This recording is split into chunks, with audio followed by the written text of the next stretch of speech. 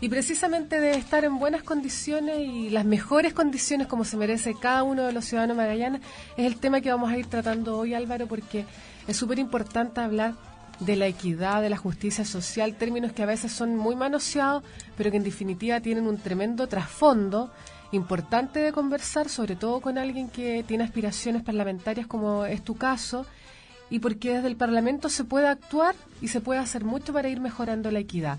Desde tu punto de vista, desde tu visión. Es el lugar para realmente mejorarlas, más allá de las intenciones que puedan tener los gobiernos. Es en el Parlamento donde se ve la cosa como corresponde y se hace la legislación en base a lo que se necesita. Así es, mira, mucha gente sabe en definitiva en qué consiste la acción o el trabajo parlamentario, pero hay muchos otros que desconocen un poco acerca del trabajo de un diputado. Y en ese sentido es bien importante que nosotros lo podamos ir comentando, porque tú lo decías, desde el Parlamento se hacen las leyes, y las leyes cambian significativamente la vida de los habitantes, aunque muchas veces veamos que estas pasan por el lado. Y cuando pasan por el lado es cuando nosotros decimos, bueno, ¿qué ocurre? Si nosotros elegimos a alguien para que nos represente y no está ocurriendo, ¿qué es lo que pasa? Y es ahí cuando hoy día y este 30 de junio tenemos la posibilidad de tomar la decisión de quién queremos que nos represente. Y en ese sentido a mí me gustaría preguntarte, ¿cuál es tu visión de lo que hay que ir haciendo para construir un Chile más justo y una región más justa? Fácil y difícil. Primero que nos pongamos todos de acuerdo en cuál es el país que necesitamos y que las necesidades sociales se vean reflejadas en la legislación. Segundo, que la legislación sea adecuada respecto a las necesidades y no responda esta legislación a grupos de presión, a intereses económicos, a intereses políticos, sino que se dedique exclusivamente a mejorar las condiciones de vida de un país entero. Y principalmente, en el caso de mi desafío, que se reconozca la región de Magallanes en la legislación. Eso es tremendamente importante.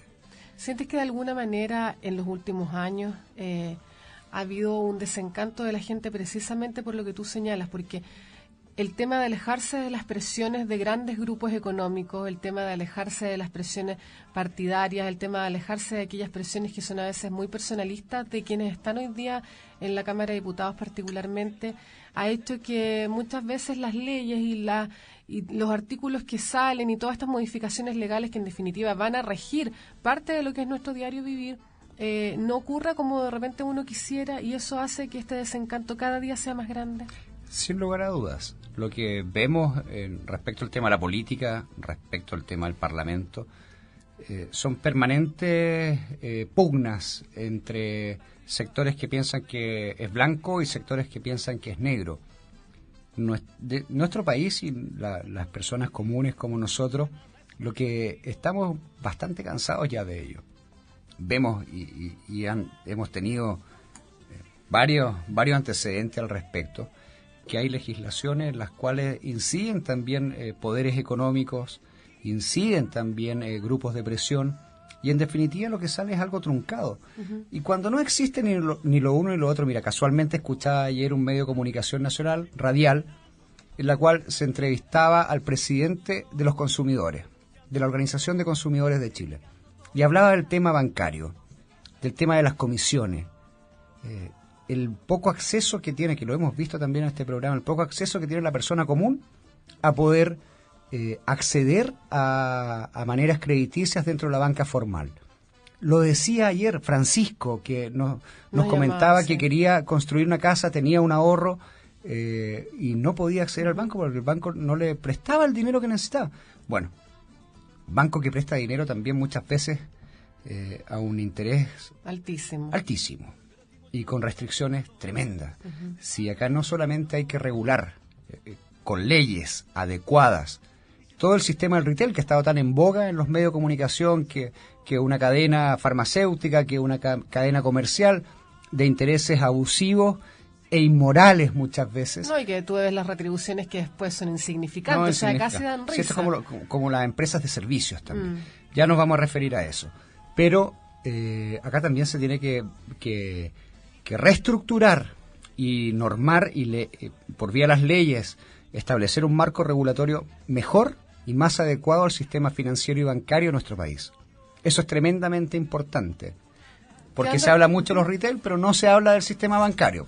Y quedándonos en el tema del sistema bancario, Álvaro, y tú lo decías, se habla mucho del retail y bueno, cuando ya estamos celebrando mañana el Día del Comercio, ¿cierto? El Día Nacional del Comercio, muchas veces como consumidores nosotros nos sentimos sumamente atacados, pero también ocurre que aquellos pequeños comerciantes, aquellos que son emprendedores, que tienen un negocito chico, que con esfuerzo lo han instalado para poder sacar adelante sus familias y de verdad que son emprendimientos con harto esfuerzo, con harto ñeque, también se encuentran con el mismo problema, sí, pues. Que no pueden pedir préstamos. Hay herramientas de apoyo que nacen del Estado, de los diversos servicios para ayudar en estos emprendimientos que con mucho sacrificio, bien tú lo dices, muchas personas emprenden. El tema es que cuando lo emprenden no siempre les va bien. Y cuando no les va bien, nadie los les protege. cae la cruz de la espada de Damocles encima del sistema financiero. ¿Y quién los ayuda? Nadie puede.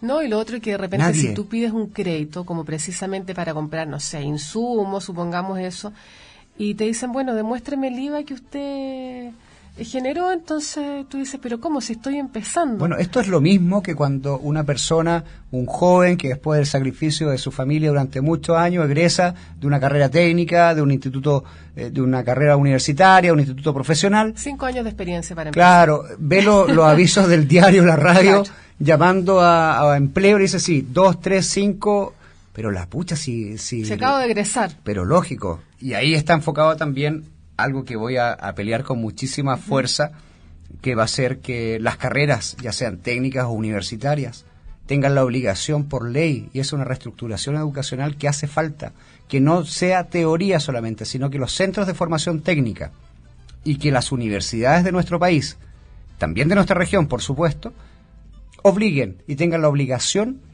de tener teoría y práctica rentada para los alumnos. No, es decir, práctica, de forma tal que buenísimo. desde el primer día tengan la posibilidad de ir, no solo viendo la teoría de las lindas carreras, etcétera, etcétera, lo que le ha gustado o desea estudiar, sino que además que pueda tener experiencia laboral certificada desde el primer día que ingresa a sus estudios. O sea, que encuentro espectacular eso y que sea el propio instituto o universidad que también busque esa práctica, porque muchas veces nos encontramos con jóvenes que están estudiando, que tienen que hacer su práctica y tienen que buscar esa práctica solos.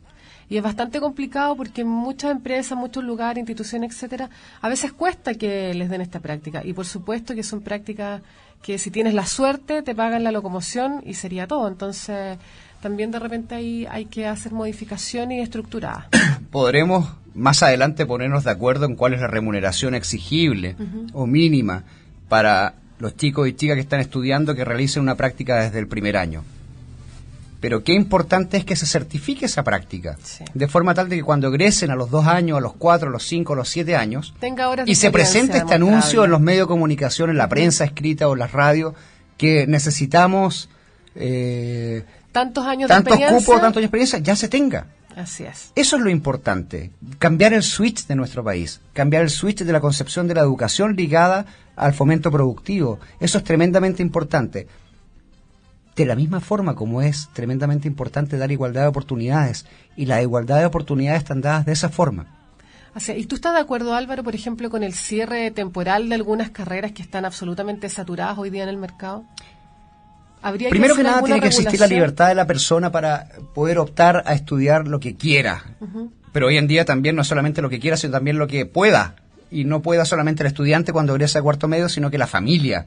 Entonces ahí falta un análisis bastante más fuerte y profundo respecto de la relación entre los costos de educación y los costos familiares. Y no siempre se ven reflejados. Un costo de un crédito fiscal, sí que es una ayuda, pero en definitiva todo el resto de los costos, sobre todo cuando te trasladas a otra ciudad, lo vemos a personas de Porvenir, chicos de Puerto Natales que vienen a estudiar a la ciudad de Punta Arenas, tienen que pagar pensión, comida, y no es lo mismo pagar comida en otro lugar que estando en tu casa, donde, bueno, el viejo dicho, le echa un poco más de agua a la sopa y ya está, a la olla, pero en forma figurada, por supuesto. Claro. Pero hay que hacer un análisis mayor. Muchas veces en la discusión nacional, en el tema de educación, en el tema educacional, se toman algunos temas determinados que no siempre es completo, sino se toman en forma parcial. La educación lo que requiere, insisto, es un gran acuerdo nacional de toda la comunidad, de todo el país, para saber definitivamente cuál es la educación que queremos. Y en eso, los gobiernos, los parlamentarios de distintos sectores, los representantes a nivel regional también de las casas de estudios, todas ellas, los estudiantes, los profesores, los técnicos, los auxiliares, el personal civil, pero también, y en forma muy importante, los padres. Porque son los que en definitiva le dan soporte al sistema. Exacto. Y pasa que muchos padres, muchas familias o egresados, por ejemplo, egresados de diversas carreras, que también han hecho familia por la edad, etcétera, que empiezan a buscar trabajo porque a los 2 años de egresados tienen que comenzar a pagar sus créditos, hayan sido con aval del Estado o cualquier otro al que haya podido optar, y en algunas ocasiones no encuentra trabajo, tiene carreras que no son tan bien rentadas en algunos casos, y muchas veces les ocurre que precisamente no pueden comenzar a pagar este crédito, que es obligación comenzarlo a pagar en esa fecha, caen en DICOM, lo que les perjudica también en la búsqueda de ofertas laborales. Entonces es como un círculo vicioso, Álvaro, que no se termina. Un círculo tremendamente negativo. Y que la verdad que hay iniciativas, pero al parecer uno dice, bueno, estos parlamentarios o el gobierno de turno tuvo una iniciativa que ayudó en algo, pero quedó incompleta. Siempre les falta una pata a esto. Mira, tal cual. Tan así como la legislación que muchas veces vemos que se hace a medias y lo vemos con distintos vacíos legales donde las personas más poderosas, y es así la verdad, las personas más poderosas tienen todo un staff de asesoría que hacen ver cuáles son los vacíos legales, cuáles son la forma en la cual se puede en forma definitiva estirar el chicle, estirar el elástico de la ley hasta lo más posible. Pero la persona común no tiene esa garantía. Y eso es, en definitiva, lo que ha hecho en nuestra sociedad, en nuestro país y también en nuestra región, niveles de equidad, de inequidad tremendos en algunos casos. Mira, volviendo al tema educacional, yo te quiero contar un ejemplo de una persona amiga mía. Esta persona, que se llama Claudia, estudió Derecho en la ciudad de Temuco. Terminó su carrera, hizo la práctica, terminó de todos los ramos, todas las materias. Y resulta que transcurrido un año tenía que dar solamente la defensa, el examen de grado. El examen de grado. Y al transcurrido 1 o 2 años pregunta, dice, no hay problema, tienes tiempo, bla, bla, bla. ¿Qué sucede? Hoy está 4 años egresada, con práctica, habiendo hecho todos los santos ramos que tenía la carrera en su malla curricular. Hoy llama y se tiene que desplazar desde la región a Temuco, porque le dicen, ¿sabe qué? Si usted quiere, y esto es una universidad privada, si usted quiere rendir su examen de grado va a tener que hacer nuevamente 3 o 4 ramos, que estamos hablando 1 año más. ¡Qué horror! ¿Te das cuenta de la injusticia? Aparte de eso, del pago que involucra toda esta operación. O sea, le están diciendo, ¿sabe que usted cursó, estudió toda la carrera? Pero ahora para rendir su examen de grado, como lleva 3 o 4 años, tiene que volver a hacer 1 año más de carrera para recién después poder rendir su examen de grado. ¿Dónde están, por favor, los marcos regulatorios educacionales que permiten eso? No existen. No existen, pues. No, ese es el problema. Y es lo que ocurrió y lo que hemos visto también, por ejemplo, con el caso de la Universidad del Mar. Alumnos que además, un gran número de familias de clase media, incluso vulnerables, que con mucho esfuerzo sus hijos llegaron ahí. Y resultado es que al momento de tener que cambiarse de universidad porque no pueden seguir estudiando ahí, les ocurre lo mismo. No les reconocen todos los ramos. Así es. Muchos que ya estaban egresados o a punto de tener su título tienen que volver a hacer 1 año, 2 años más. Hay movilidad educacional y sin lugar a dudas lo que muchos papás se enojan y bueno, otros lo aceptan, es decir, bueno, mi hijo, mi hija está en 2º año o 3er año y sabes que no le gustó la carrera y decidió cambiarse a otra. No, hay sacrificio. Ahí te vas a perder. Pero el tema está es que pueda existir esa libertad, sobre todo cuando son carreras bastante afines, pero debiese existir normas educacionales que garanticen mallas curriculares determinadas que puedan ser intercambiables en el tiempo. Porque si no, a ver, de forma tal que el estudiante pueda, si está en 3er año de el instituto o la universidad A, pueda cambiarse a otra carrera de un instituto o una universidad B o C sin tener que perder, más allá de lo que sería continuar su estudio. ¿Y por qué?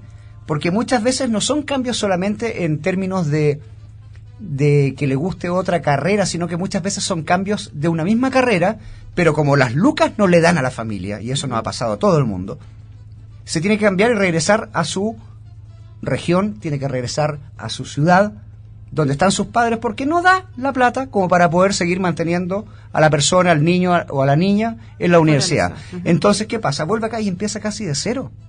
Claro, o se va a otra región y empieza, o se cambia a universidad y hay mucho tiempo perdido, años incluso. Entonces, propuesta de modificación legal. Primero, que tú, cuando ingreses a estudiar formación técnica, un instituto o una universidad, por obligación, por ley tengas práctica y teoría a la vez. Sales de la universidad, sales del instituto y ya tienes experiencia laboral. Y además que eso permite que puedas desarrollar mucho más allá tus aptitudes.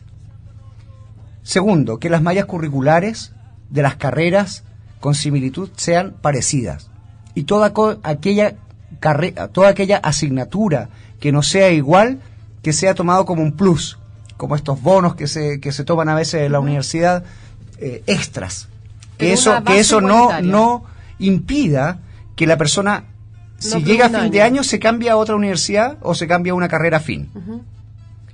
Y tercero, sumamente importante, que lo indiqué al principio de todo este programa, es que una de las propuestas necesarias en materia de educación es que cada 2 años exista la obligación de recibir algún tipo de certificación, o de diploma, o de certificación, título en definitiva. Títulos intermedios. Títulos intermedios. Porque la persona puede estudiar 5 años, 6 años, 7 años, no recibirse, y le puede pasar lo que a mi amiga Claudia le está sucediendo en el día de hoy. Que le diga, ¿sabe qué? Usted no se va a titular hasta que no dé su examen de grado. Pero el examen de grado está condicionado a pagar primero, y segundo, a cursar un año más. Que es un pago más. Entonces, creo que se debiese entregar un cambio de switch importante en la educación. Pero esto no puede ser solo la opinión de una persona ni de alguna, tiene que ser como sociedad nacional completa.